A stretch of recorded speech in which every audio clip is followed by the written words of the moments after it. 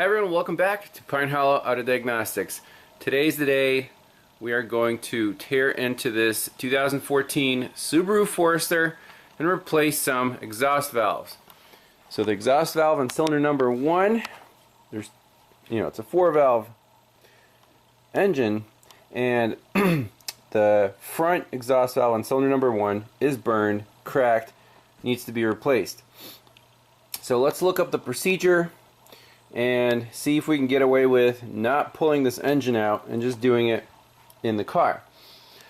The only parts that I ordered was cylinder head gasket for the right side and 4 brand new Subaru exhaust valves from the dealer.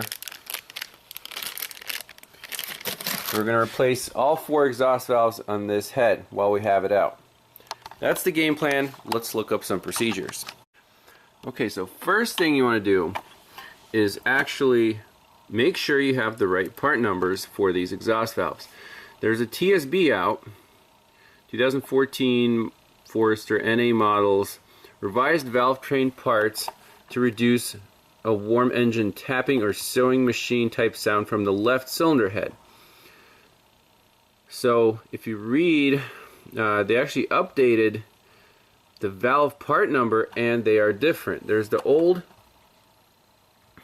exhaust valve, the old part number is this right here, the AA670, and the new one is AA750. So we want to make sure that these are the original valves. This is the part number, and thankfully that's what the dealership provided. And one more thing you can check is this identification. The new ones are E3, the old ones are E2.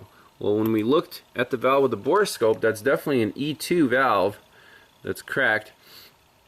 So we have the right parts. Now let's look up the actual procedure. So cylinder head, right hand side. Step 1 is remove the engine from vehicle. Well, can we avoid that? Remove intake manifold, tumble generator valve assembly, remove the chain cover, remove the rocker cover, remove the cam carrier right hand side, remove the Egr pipe, and then undo the cylinder head. So the tricky step here is this cam carrier. So let's look at an exploded view. So that's the valve cover. That should be pretty easy. There's a timing chain. That should be pretty straightforward. Here is the cam carrier right hand side. So again, remove engine from vehicle, remove timing chain cover, remove the timing chain, remove the cam sprocket, remove the rocker cover, remove the clip holding the engine harness from cam carrier, and this is what you'll see. Disconnect the water pipe, disconnect the fuel pipe, fuel injector,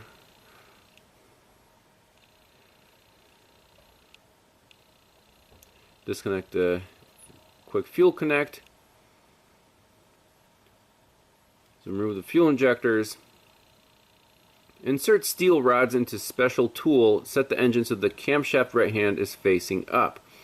So basically what they want you to do is put this engine in a special stand and tilt it so the right hand head is facing up. Why is that? So when you remove this cam carrier, it takes the camshafts with it, and then what you have to worry about is these rocker arms and shims and rocker arm pivots falling out. If the engine is not tilted with this head facing up, all this hardware has the potential to fall out.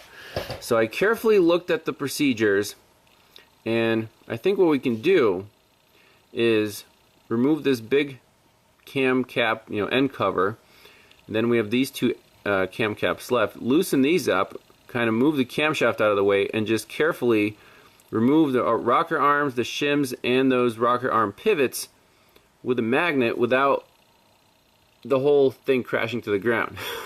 That's my plan. So we'll do the intake cams, all the hardware up here, then the exhaust cam, all the hardware down here.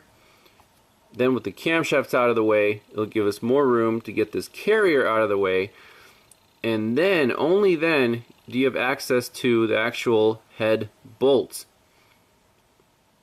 And from there, it should be pretty straightforward to, you know, remove the valves and do that. So that's my game plan. We have all the diagrams, all the instructions, all the parts. Let's start peeling back the Subaru onion. So first thing you want to do is reposition this strut from this mounting hole to this mounting hole so the hood is straight up, gives you more room, more visibility, makes life a little easier. Now let's just use compressed air to blow all this junk out of the cylinder head area.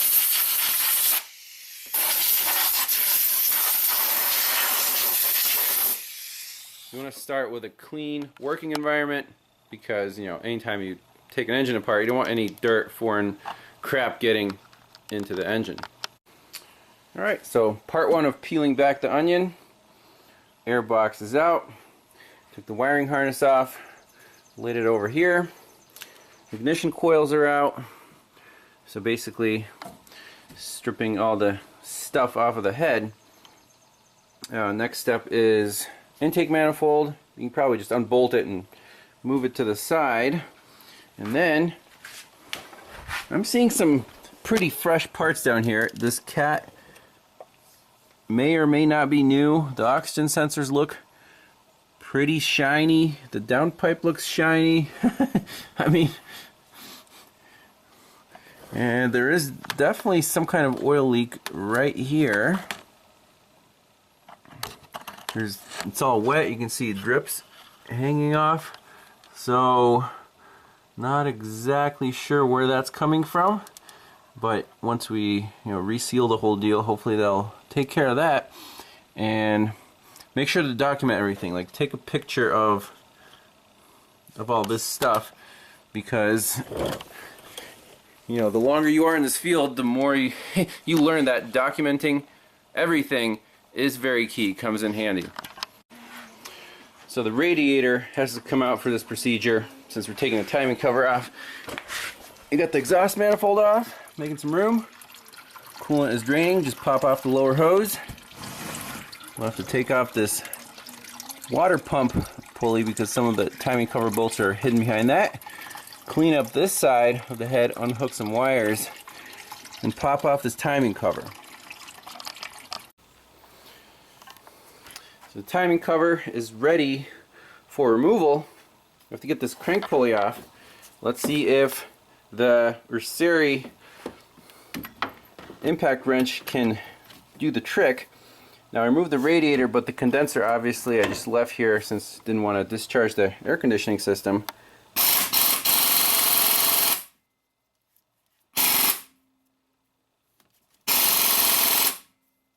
The bolt looks like it's moving a little bit. Why is it not unscrewing?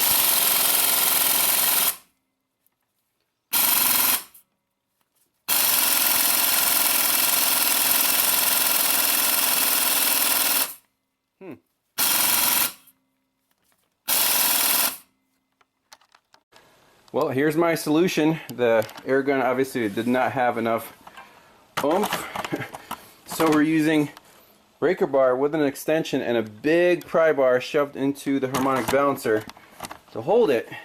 And this is actually working. So, oh man, that bolt's tight.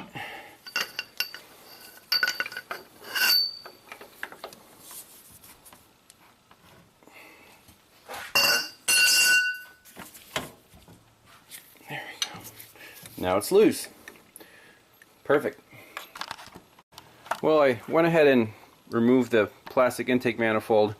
Just a couple lines. The evap, the fuel, brake booster, PCV, and this EGR pipe curves up, so you have to tilt the manifold upwards. And you guys know what I think about EGR valves. I don't know why something this new has one. There's the EGR valve, and then apparently It passes it through the coolant to cool the gases before they get injected into the engine. But with an engine that burns some oil, like most Subarus do, this turns into a giant mess. I mean, you can see how crappy, like that throttle body just looks disgusting. Now's a great time to clean it.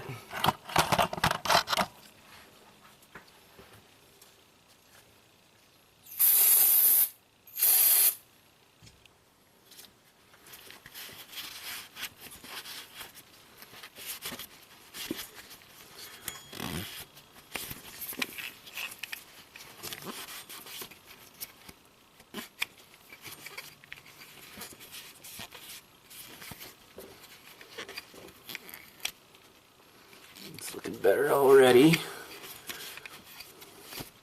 So let's just let that hang out right here.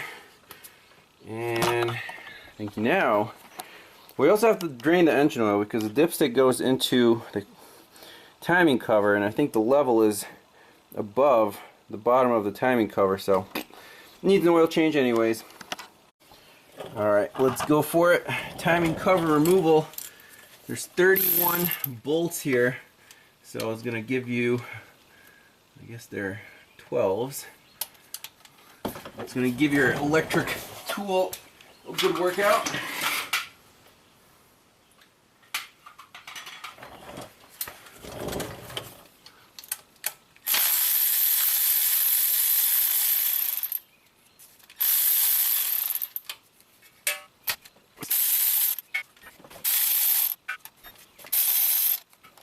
So this whole engine's basically glued together with sealant, but Subaru is nice enough to give you some pry points, so just real gentle.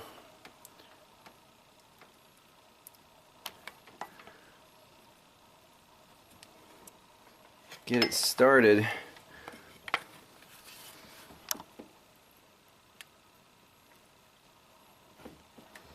This aluminum is really easy to snap off.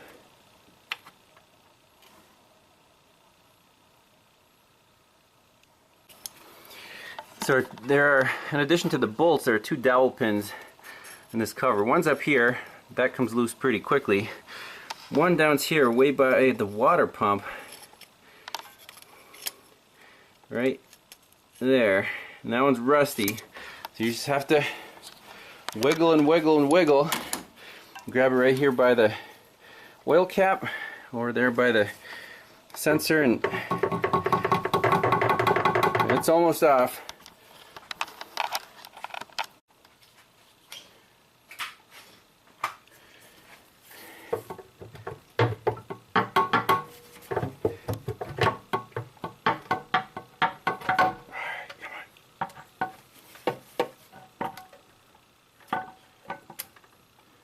Now it's just sealant. There we go.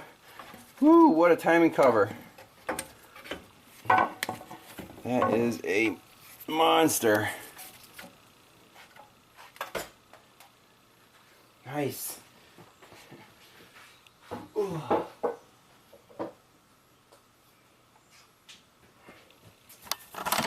So now you have to follow the instructions. There are two O-rings here for oil feeds. One's over here, and I think there should be another one.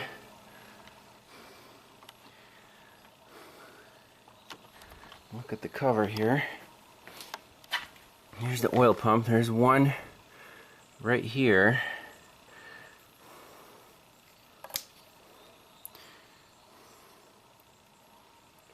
So this is the oil pump, and this is the second O-ring came off with the oil pump. So 1, 2. Keep in mind, you gotta replace those. You have to pick some up at the dealer. So now, based on the instructions, we spin the engine over until these little arrows, a little hard to see. Let's see if I can. There's one.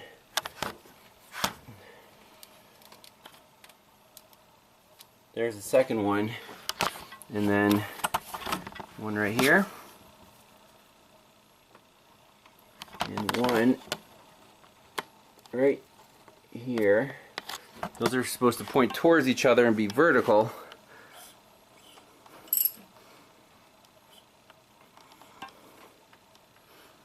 Right about there. Okay. So now we're ready to remove the crank pulley, timing chain tensioner, guides, and chain. Then we'll deal with this crap. Alright, final step, removing this chain tensioner.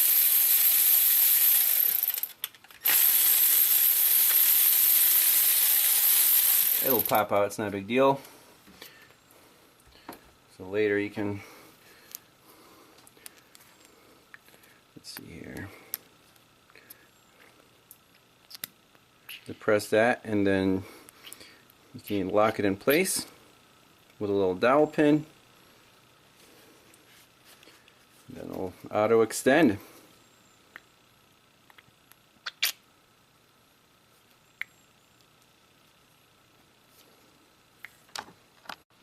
I guess next this chain guide wants to come off. Nothing really holding it except for I guess that dowel.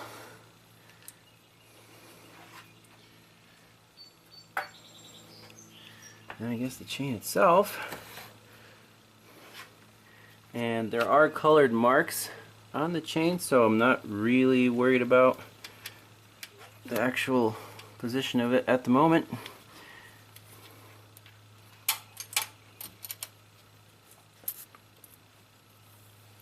So there are 2 pink marks and 1 black mark, so perfect. We'll line that with the crankshaft later, and I guess this guide has a little hex right there. Let's take that off.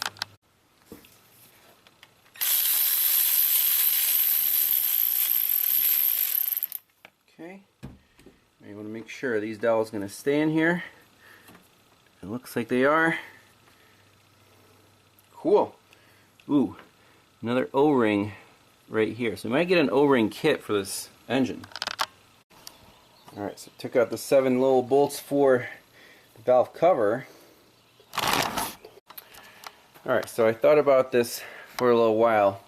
Game plan is to, you can see I stuffed paper towels in here to keep the intake rocker arms in position. I want to remove just the intake camshaft. So basically this big cam cap and then these 2 right here. Then we'll carefully remove all the intake valve components, meaning the rocker arms, the shims, and the pivots. And then we'll see it'll be a lot easier to get to the exhaust ones. We can pop off the entire carrier with the exhaust cam, so we don't have to take these 2 bottom caps off, but everything has to come off, and then we'll get to the head bolts. Let's remove these bolts here.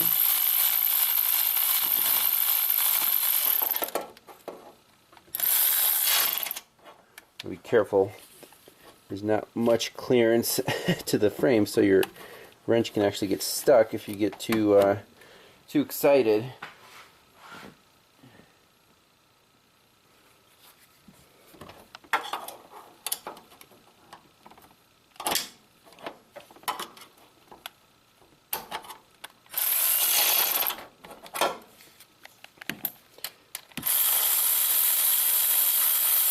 These 2 are easy.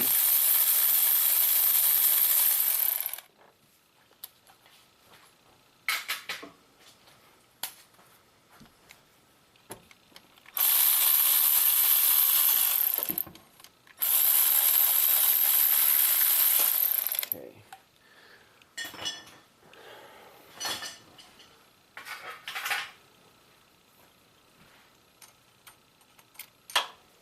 There's 1, 2, 3, and 4.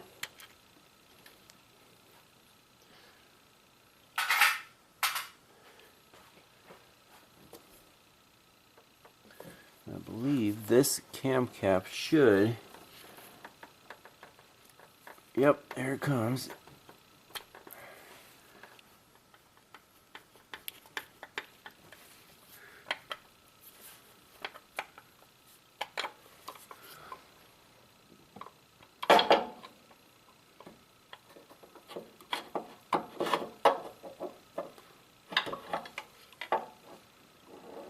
There's some sealant on there from the timing cover, and this sealant, I mean, you can remove the excess, but if it's nice and tight on there, don't worry about it and waste your time. You can see I put a cardboard tray under the head, so just in case something falls, it won't go too far. Alright, now let's do this end cam cap.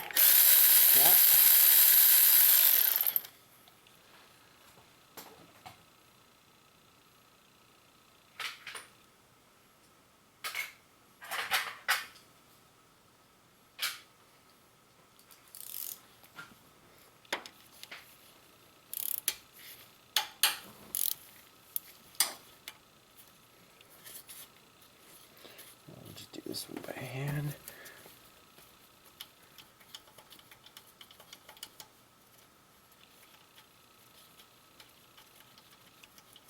So basically, this takes a little more time. If the engine was flipped around on its special stand, you just take the whole cam carrier off, and then all the rockers would remain in place.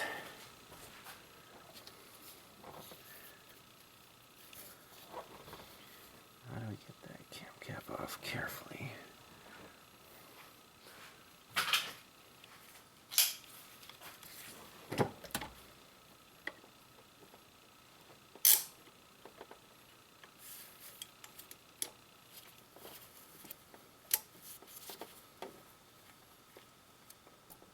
There we go. So they are located by dowels.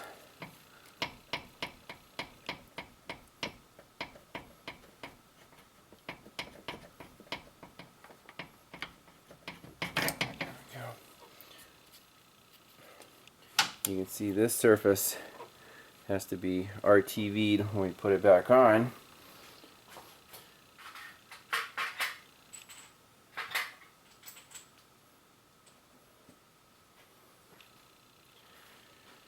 Now, these two will just gently loosen .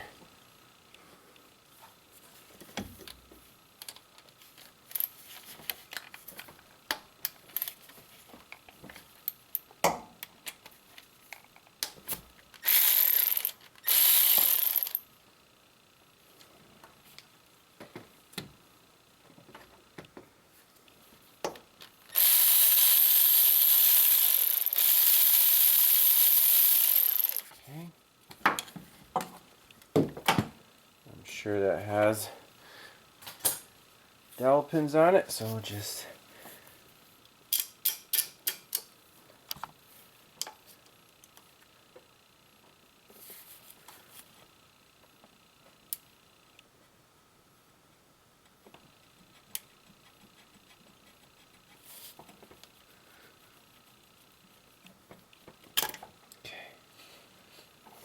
nice and easy.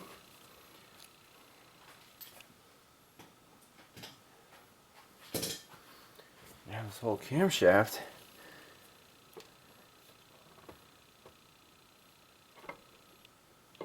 should be able to come out. You can see that our rockers are still in place. Now let's use a magnet to gently remove the pieces and put them in a box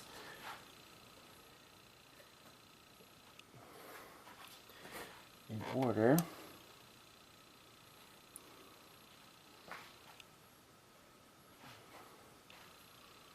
Now the shims on the valves, these are what controls the valve clearances, so you want to keep them with the respective valve. Put them in the box carefully.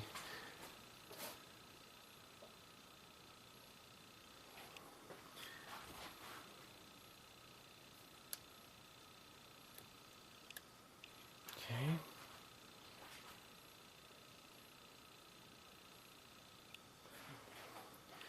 And the pivots,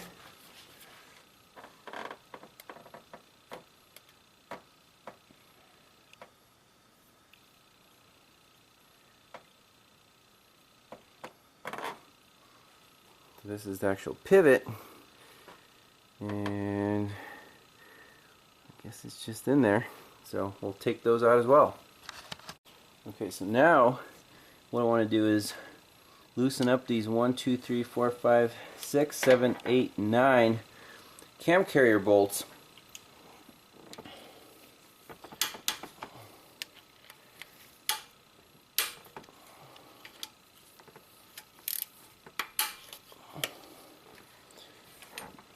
And then tilt the cam carrier out just enough to get those rocker arms out with a magnet. And then we'll be able to take the entire assembly off.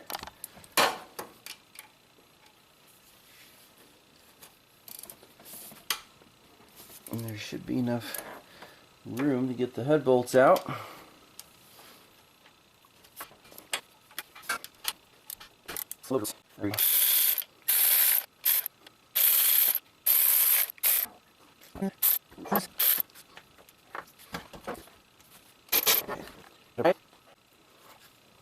So there's a good prying point right here and right here.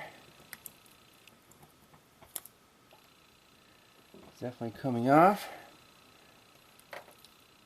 Okay, now is a good time to catch those rocker arms with a magnet.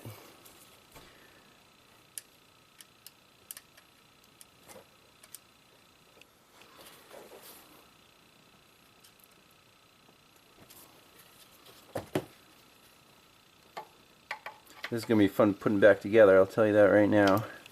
So there's one.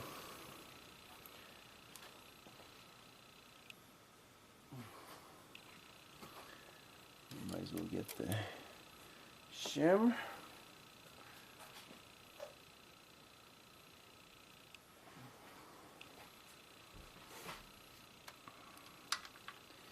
Man.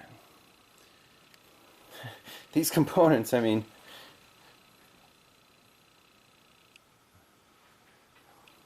kind of funny, you just loosen up one thing and everything just falls apart. There's the shim.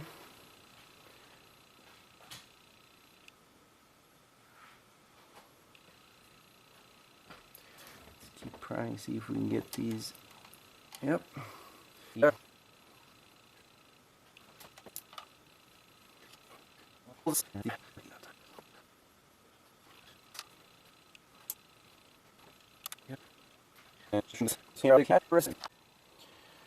Alright, here we go. Let's finish this. Oh, last bolt here. The safety bolt.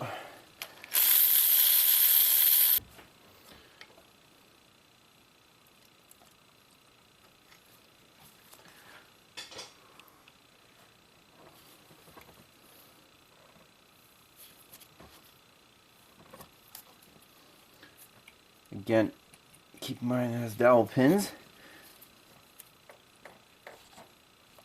Okay.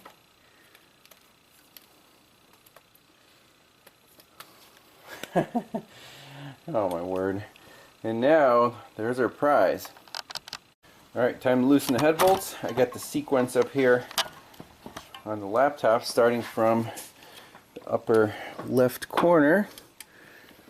So it's a 14 millimeter 12-point socket, and oh yeah, definitely have a long, nice long ratchet.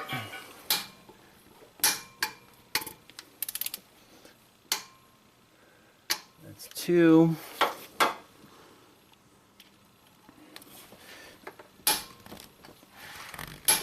3,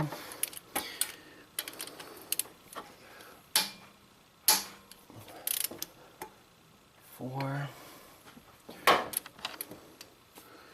Now maybe we should mark these because I'm not replacing the head bolts.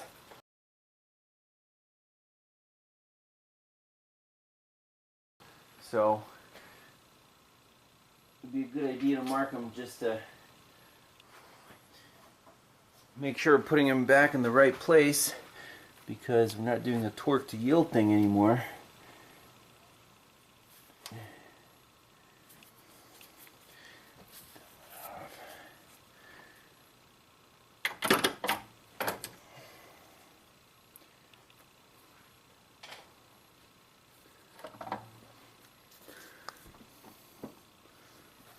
So there's 6 bolts.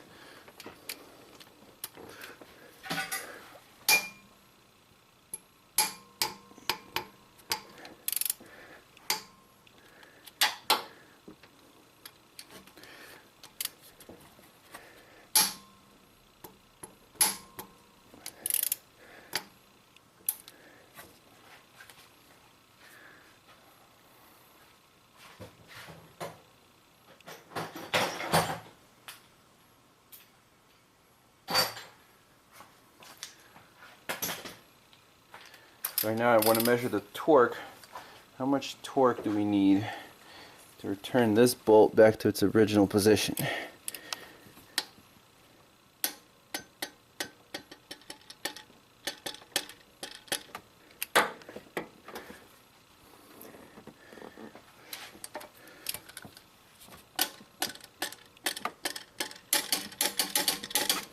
Alright, it's almost back. We are at about 90 foot-pounds. So we'll torque these back to 90 foot-pounds when we're done. Alright, they're all loosened up about half a turn. So now we can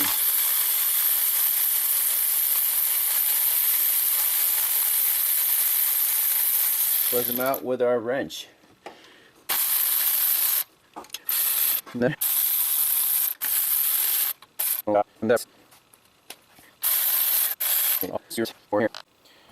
Well, the head bolts are so long that even this one you can't remove because of the frame rail. So they'll just hang out right here in the head while we take the head off.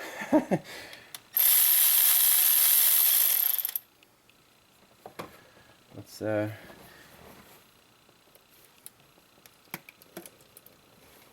oh, there's some stuff pouring out. Obviously, catch the coolant.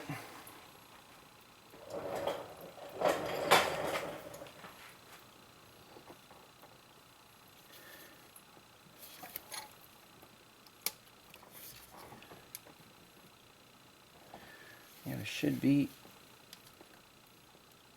home free here. Oh, the Egr pipe. Dang it. So, forgot about this little detail. There's a pipe that goes from there to there that we have to remove first. So, we'll tighten 2 bolts back down and then remove that pipe. Alright, so use a big crescent wrench to loosen this nut up here and 2 little nuts down there. This thing should be pretty friendly.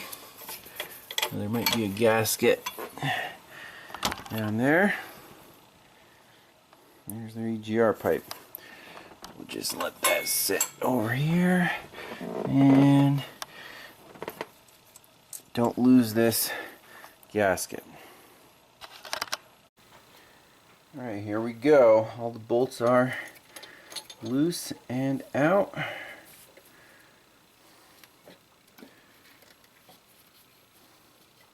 Nice and easy.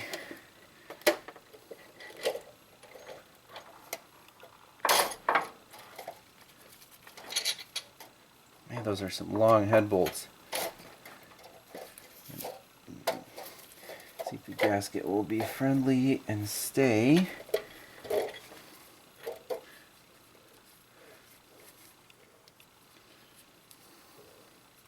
or it can come with the head, I don't care.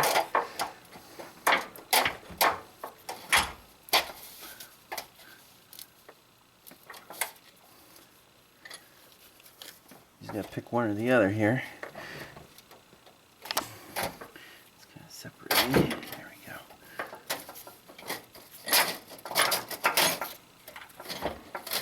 go. Alright, here's our prize. Just enough room. Thank you, Subaru.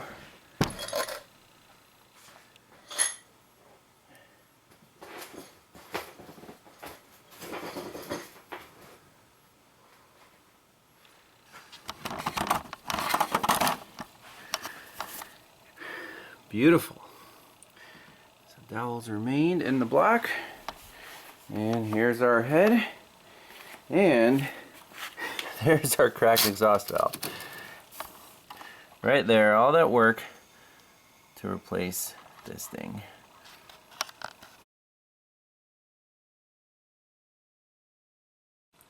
Oh, a little bonus footage for this part.